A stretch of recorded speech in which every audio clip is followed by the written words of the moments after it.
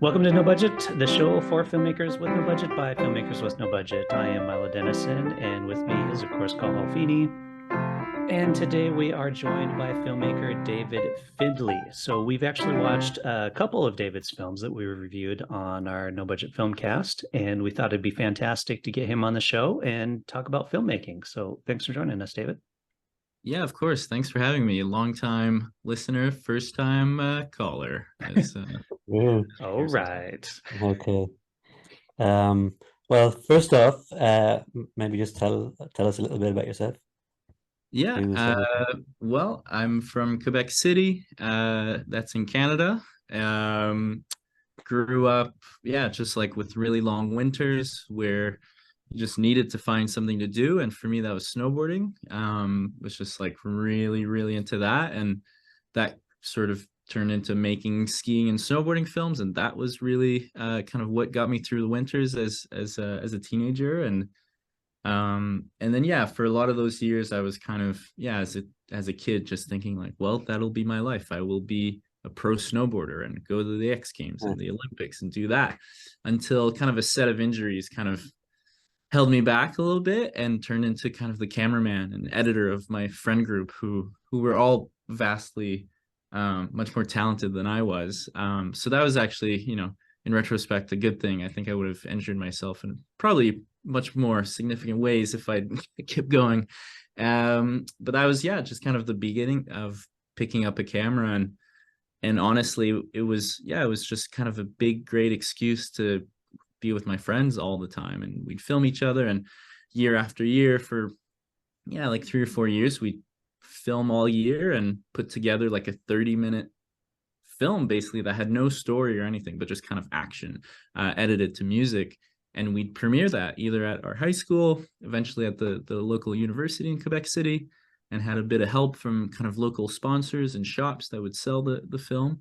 And so so at that point, I liked movies. I didn't know it was the thing I wanted to do with my life, but pretty early on, I knew like, I don't know what I'll do with my life, but I know it'll be project based. Like I just really enjoyed working on the various steps of a project, and at the end having a sort of finality to it and having something to show for the time, for the work. And then ended up going to university out west in Vancouver, and all it took was kind of one incredible professor, film studies professor, to completely turn me on to film. And then from there, my appetite for film, for movies just grew. And from that first or second year of university, I knew like, okay, movies, making films is what I want to do. Okay. And like, do you have a crew of people? Do you work with the same people, or does it vary? Oh yeah, completely. Absolutely. Yeah. I have, my sort of, my crew, my producing partner, my cinematographer, my editor, they're some of my best friends, and we work together all the time, almost like really, really regularly. And, I just mentioned making ski films as like a huge excuse just to hang out with my friends all the time. I think in film school for a while, maybe I was thinking like, oh, you gotta make films and kind of go to festivals, and that's kind of the point. And that went nowhere very fast. And until, the last few years, kind of just finding the joy in the process of making films. And, hopefully at this point, making films that, have something to say a bit more than just like ski and snowboarding action. But it does feel like I'm kind of back at that point of like, oh, making films is just such an enjoyable process because of the people I've surrounded myself with. Do you still do ski films? Just curious. No, not at all. Not at all. I haven't done one of those in a long, long time. But every now and again, I love kind of checking out on online kind of what's the latest with that sort of universe. And definitely still snowboard a few times a year, but nothing close to the sort of like 60 days a year, 60 days a season that I would usually clock in. So yeah, we're far away from the ski and snowboarding days at this point. I used to snowboard quite a bit too until I moved to the UK, where you got to fly to another country if you want to do that. So when you mentioned Vancouver, I'm like, yeah, been to Whistler. Nice. Yeah, yeah.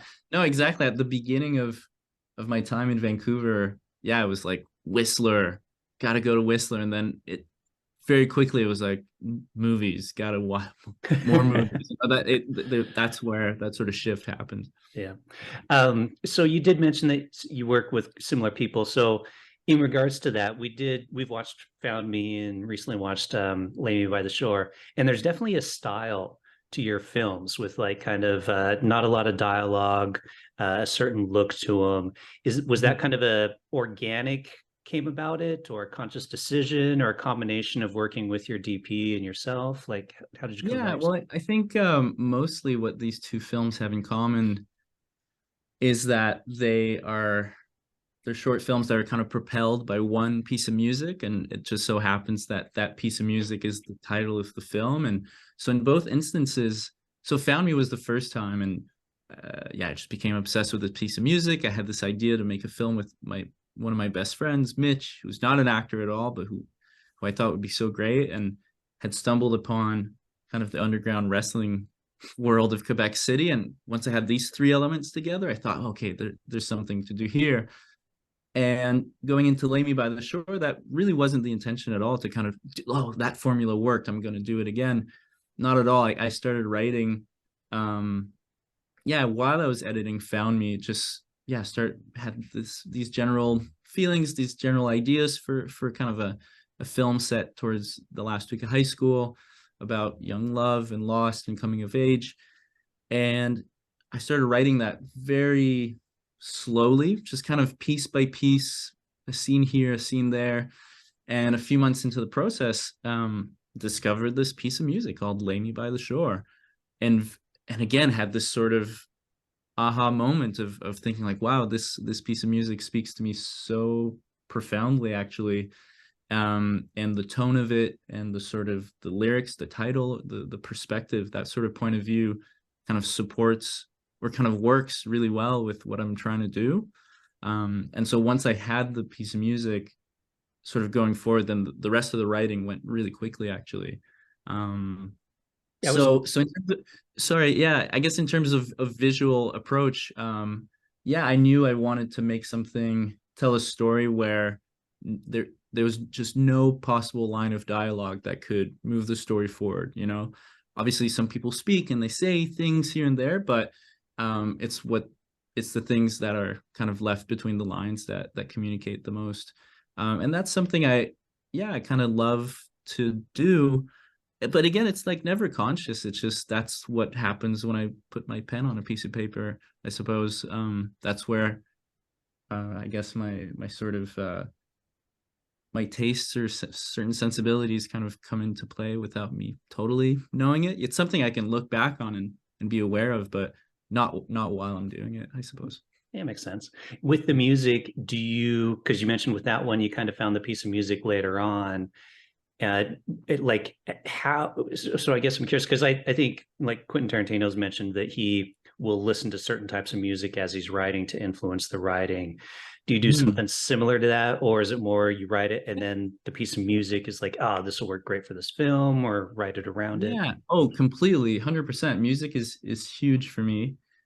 You know, so much as to kind of influence like one whole short film, right? And Mhm. but even while writing, I sort of put together a playlist slowly but surely, like I called it the Lay Me by the Shore playlist, and you know, it ended up being, you know, like a 4 hour playlist of just songs that kind of lived in that tonal universe, or even songs that would conjure certain memories of my youth, of my past, that I felt kind of helped me access something, you know, while I'm writing, but also almost more importantly when I'm sitting in front of my computer or a piece of paper and just like looking out the window, not writing, you know, like that's a lot of the times when it happens.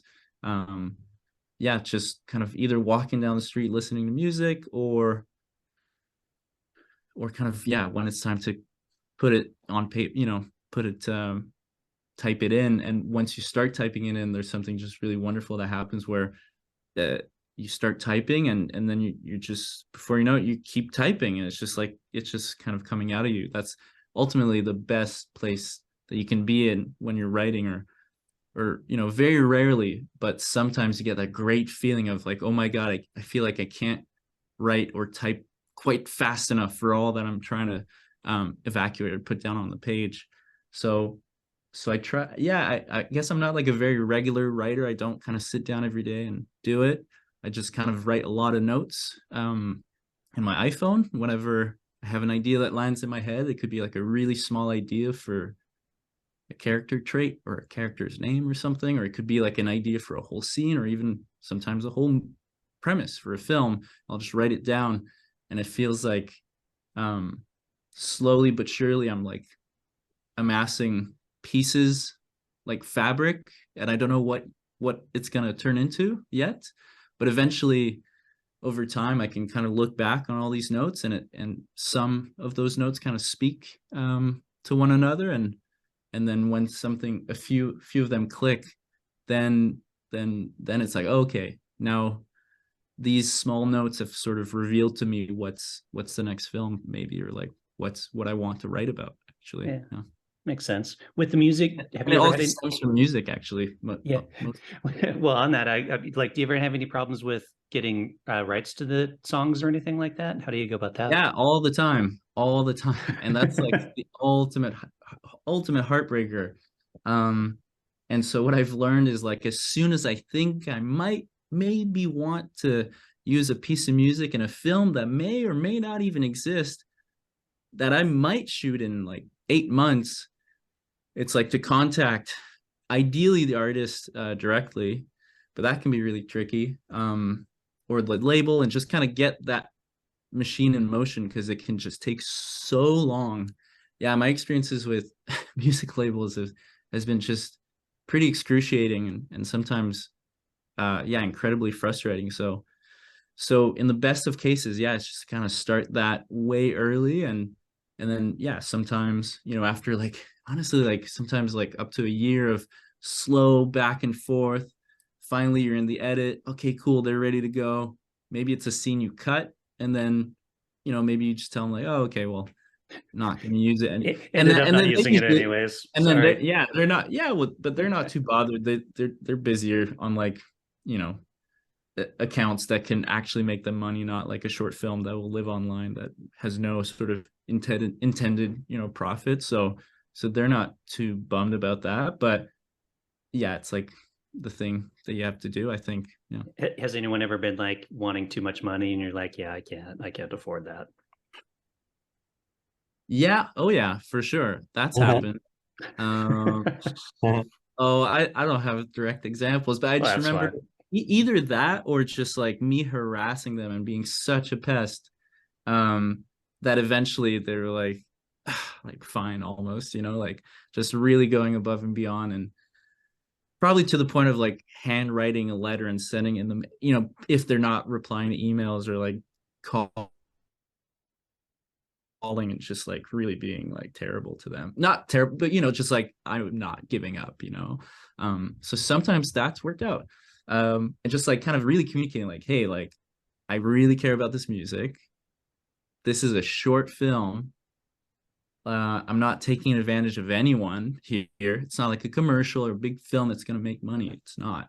And so that's where, if you're able to get in touch with the artist directly or management, and just kind of explain that, and like, hopefully not a desperate way like I probably sound now sometimes, contacting these people, but just like in a really, yeah, concise and thoughtful way.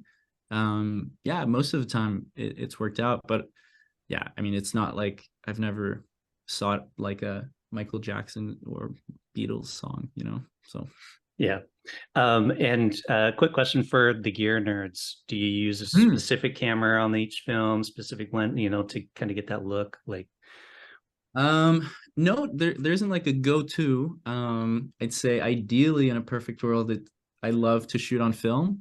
I love to shoot on 35 millimeter film. We were lucky enough to do that on Lay Me by the Shore. And it's interesting, on Found Me, I really wanted to.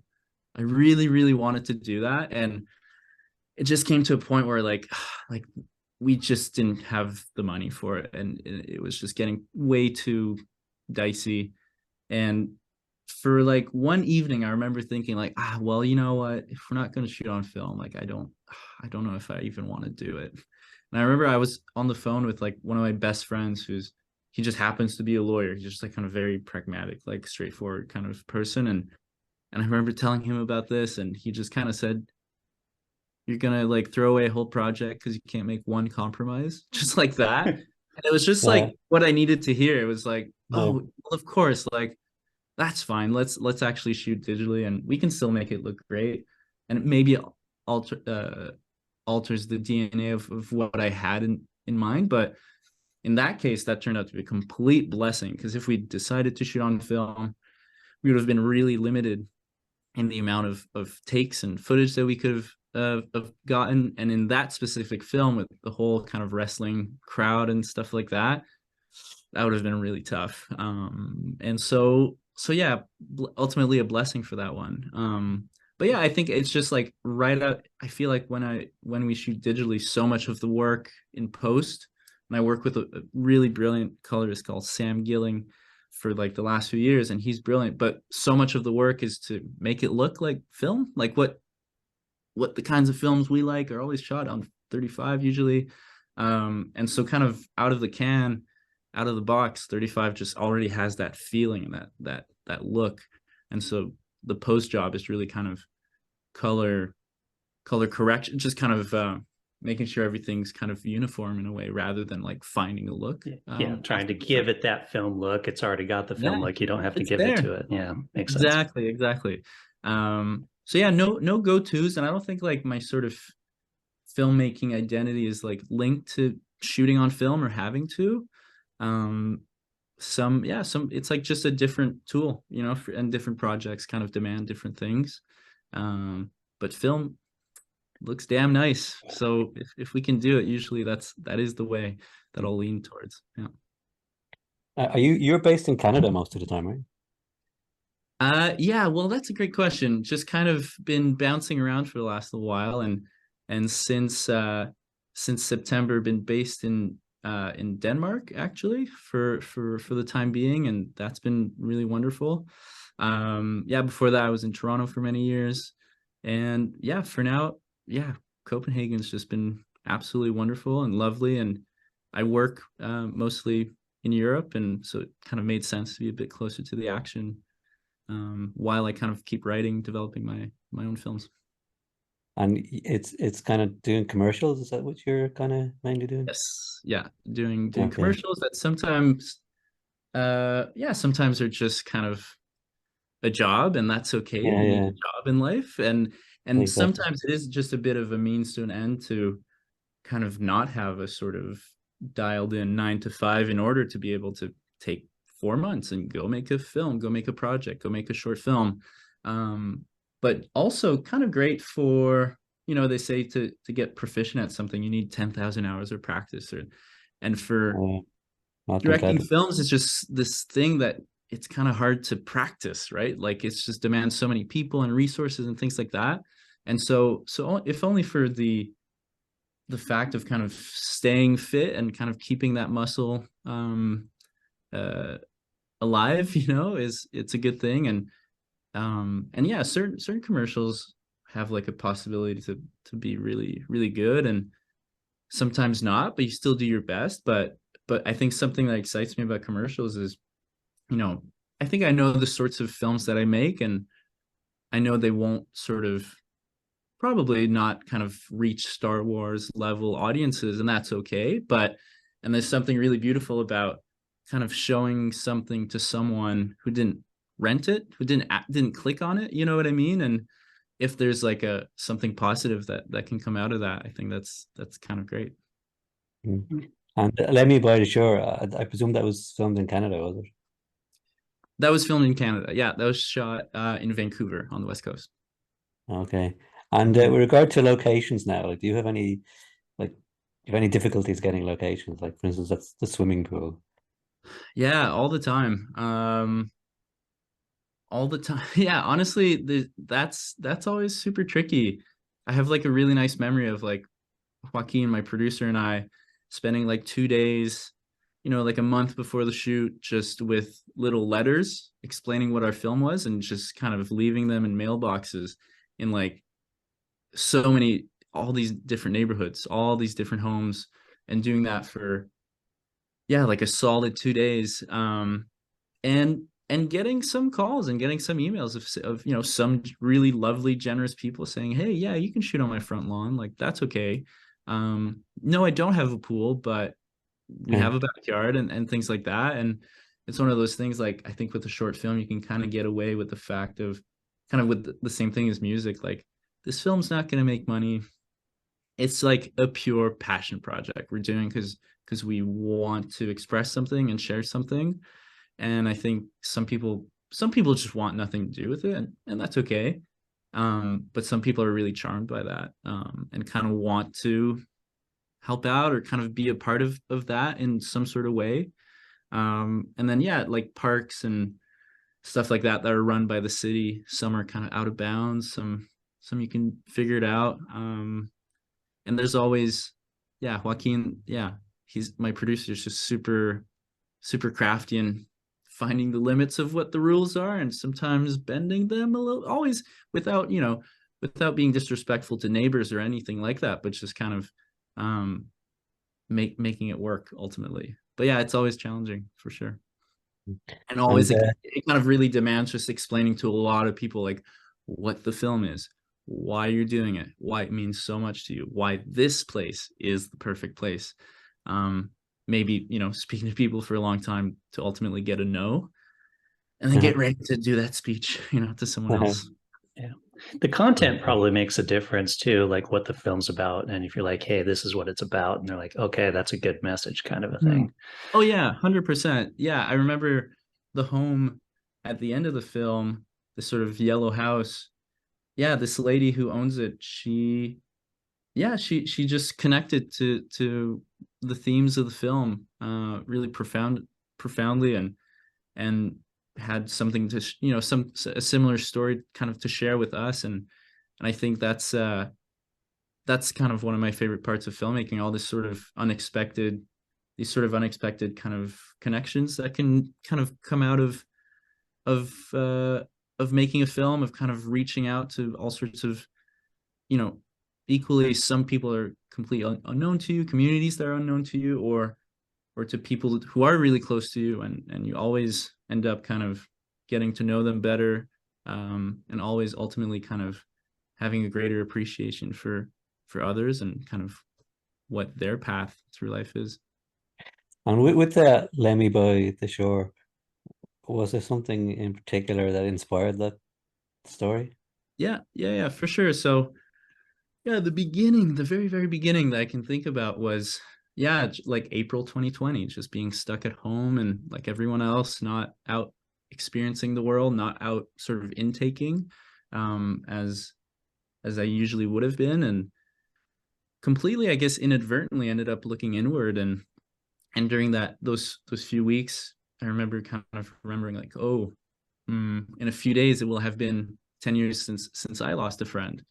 um and that, yeah, just the fact that it was 10 years just felt like such a kind of precise timestamp on a period of time that had elapsed. And I remember just being really quickly and very vividly thrown back to those days and that period of my life. And I thought, I think there's something a bit maybe unresolved left to to explore here, maybe just for me. Maybe there's something worthwhile sharing here. And it's always very nebulous at the very beginning, like, why do I feel compelled to delve into the subject? And it's by kind of writing these small scenes, having these small memories.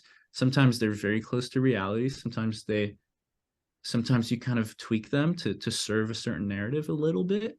um you know but but yeah, it's just by trying to stay true to like some sort of like core sentiment that you think is really worthwhile sharing. And I think in the both in Lay Me by the Shore and Found Me, you know you apply to all these grants, you apply to all these stuff, you know, for funding to explain what the film is about. You're always asked to, what are your motivations? What's the origin story? And you kind of end up having this sort of tape that you keep repeating.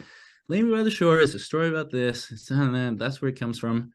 That something really beautiful can happen while you're shooting it or while you're editing, where eventually the film kind of tells you why you made it. You know, you think you made it because of that, because you've just been repeating the reason out loud. This is why I'm making this, why I'm making it. But sometimes there's something that something lingering kind of below the surface of that emerges, and those have been often like really kind of profound experiences and moments of thinking like, wow, like there really was like truly something like deep in me that needed to come out and express something, perhaps just to share, you know, an experience, share a point of view. Yeah. Very good. And do you have any filmmakers that you admire? No, I'm kidding. That's a stupid answer. Yeah, so many, of course. Changes all the time. Or kind of, you know, the list grows and grows, I suppose, rather. Right now I'm obsessed with this Icelandic filmmaker called Hlynur Pálmason, and his last film is called Godland.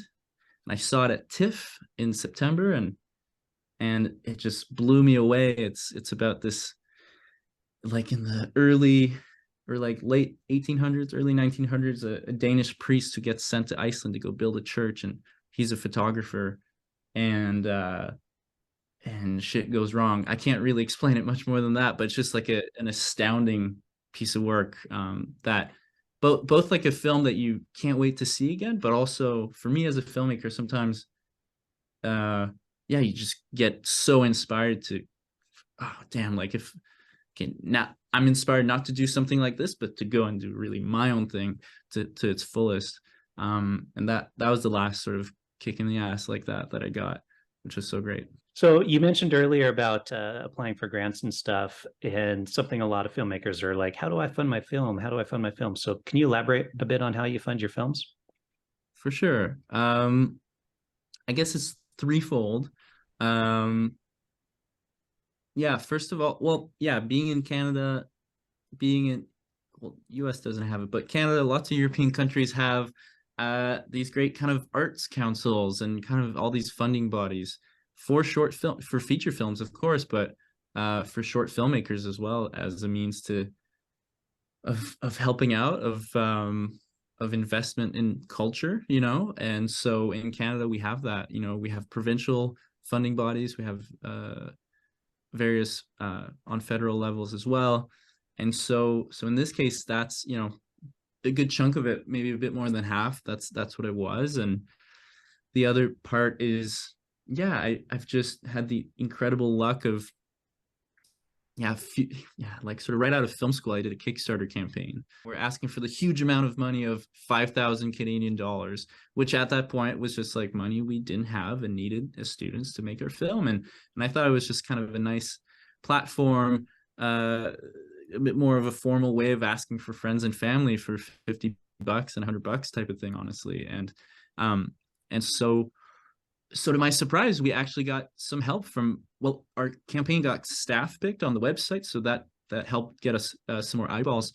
And then we had quite a few people from all over the world giving, like, you know, some decent amounts of money. And then from there, kind of kept in touch, you know, with some of them, from honestly all over the world on various projects. And so kind of found sort of a small network of patrons that kind of grew from there, you know, all people who are totally realizing that short films don't make money, but kind of from one film to the next seeing like, hey, okay, well, David's films don't end up on his hard drive on his laptop. They actually kind of go out into the world online and in some festivals. Like, this is cool. And honestly, you know, anything helps, really.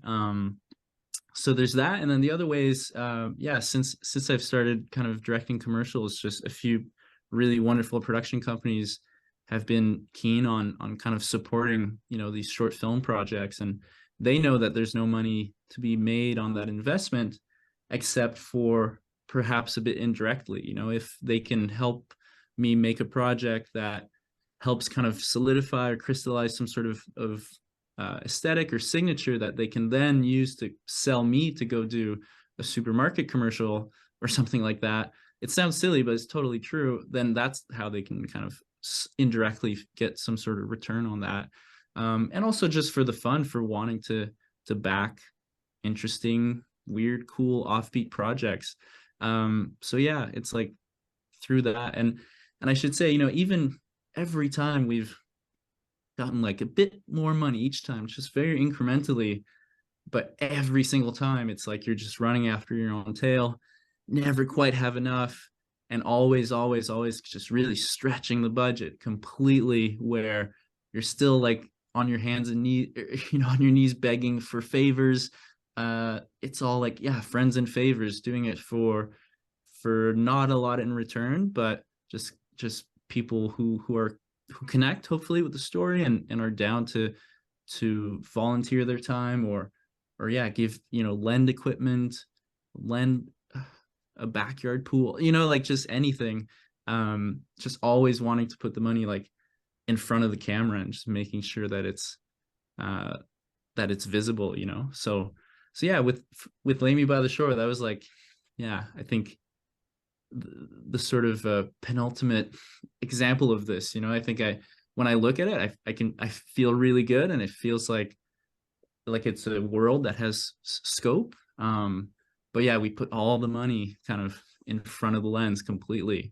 And a lot of people helped, you know, just because they wanted to be a part of the film, of the project. That particular film, what percentage was like funded via people funding it versus grants funding? I think grants was probably like 65% of it. Yeah, was just public funding from arts councils. Yeah. Nice. With your films, to me it seems like they kind of have a bit of a overriding theme. Are you drawn to certain themes, like, because they definitely seem to be a bit more dramatic and have a bit of a message to them? Are you drawn to that, or definitely not drawn to themes. I never start writing with like a theme in mind. That never happens. It just comes from a desire of trying to make sense of something, perhaps, that I'm experiencing or have experienced in the past. Something that intrigues me, it's something that interests me. And yeah, I can definitely look back and see some sort of through line, but it never comes consciously. And it's funny because, yeah, whether it's, you know, there's like a theme of like friendship that, you know, that's part of like Lay Me by the Shore. And Found Me, that's not so much a theme, but it was made with, like, the star of it is like one of my best friends, and he had never acted before. And the film I did before that is a documentary that I co-directed with another of my best friends about his sort of quest to go to Rwanda and meet his father. And so even though that sort of like friendship theme isn't like in the film, it's something that, it's like a feeling that I associate to those projects. So maybe that's one. I don't know if I like really look back and think on it. Yeah. I saw on your Vimeo channel that you spend some time in Ireland. If I can be a bit parochial there, you know, what brought you to Ireland? Yeah, oddly found this gig to go shoot like some sort of like promotional video for a one of a kind Lamborghini turned into a Batmobile. It's a very long, crazy, weird story, but yeah, that was just a gig I landed like right when I was finishing school, and me and my buddy Blake, who's a cinematographer, just got on a plane and went to Ireland. Me shitting my pants for sure, having never produced or done anything on that level. And I remember being so clueless. I was just like, on Facebook groups like Irish film crews, like trying to find people, and then not knowing how to like pay people. So I was just like maxing out my credit card at ATMs every day to make sure at the end of the shoot I had like an envelope full of cash to pay them. So that's like kind of the spirit of how we were doing that. But yeah, it was just there was I don't know if you know the Gumball 3000 rally is like a yearly kind of exotic car rally through Europe, with sort of all sorts of like media personalities basically. And that year it started in Dublin. And so that video needed to be ready in time. And so we shot this sort of, yeah, car commercial thing, car video for like a whole day. And then edited all night, and then it was online the next day. And it turned out okay. Yeah, so that's how that happened. And I was so glad to go to Ireland. It was a lovely trip. Okay, very good. And so what are you working on now? Well, currently, yeah, deep in the development and writing of Lay Me by the Shore, the feature film, which is very much, yeah, all systems are almost go, and we're trying to shoot this coming summer, which is coming extremely fast, which kind of stars the same young actors and doing it with the same crew and the same sort of approach of kind of a no frills production, friends only production, kind of family style production, and telling the same story and kind of just going a bit deeper, delving deeper into kind of those relationships, and Will that include more kind of dialogue? finding a bit more, yeah, just going a bit, diving a bit deeper into the whole story. Is the script done for that? Nearly. I mean, but it'll be the way with this one, the script will just keep evolving until day one, and even beyond day one we'll keep tuning it. But there is like there is a version, there's like a readable script at this stage, but it'll just I'll keep fine tuning it until day one for sure. And you'll film that in Canada, like in Canada, like I know you have like, you know, a winter and a summer. Like, is there sort of a few months in the year that you have to do your filming? Yeah, well, it really depends where in the country. So out west in Vancouver is kind of the place in the country that has the mildest winters. It snows not that much. It mostly rains. It's a very temperate climate. So winters are very mild. Summers aren't very warm, as opposed to the East Coast where we have like pretty brutal winters and very warm and muggy kind of summers actually. So yeah, this film takes place in Vancouver. Yeah. And yeah, the summers are lovely, and the sun goes down super late. The twilight lasts forever, and that's definitely something I want to take advantage of again in shooting the film. Nice. Okay. Well, a couple more questions and we'll wrap up here.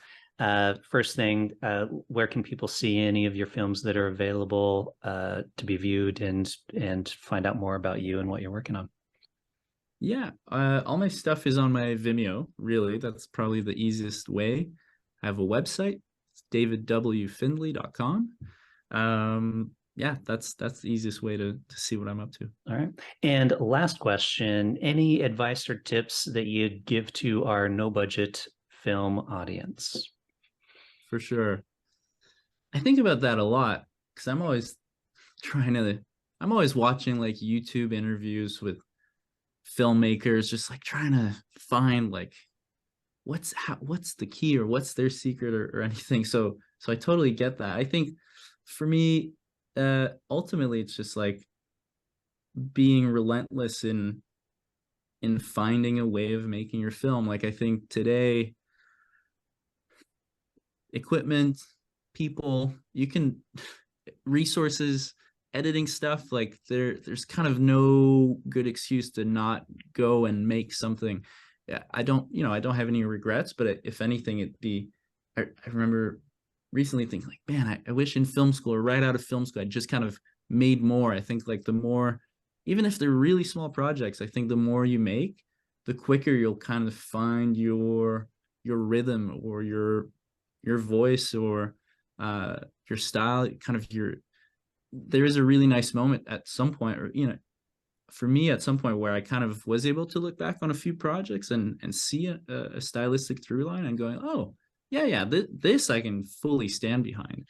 and now actually like lean into that a little bit actually. And that was a really nice moment. I think, oh, if only I kind of gotten to that a bit earlier.